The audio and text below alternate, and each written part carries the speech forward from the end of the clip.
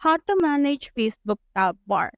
So speaking of tab bar, this is what we call a Facebook tab bar. We can see in here our feed, our videos, our friends, marketplace notification, as well as menu. So if you want to manage that, what you can do is you can go to your menu, click on this gear icon, then scroll down until you can see in here the tab bar. Now click on this customize the tab bar. And for example, you want to remove the marketplace. You can click on the auto right here and click on this hide. And then in here, you can also just choose which one you want to hide, which one you want to remove, and all. So let's also remove in here this video. Now as you can see, we only have now 5 tab bars. So let's head over again in here, and then you can refresh your Facebook. And then you can actually also see in here all of this.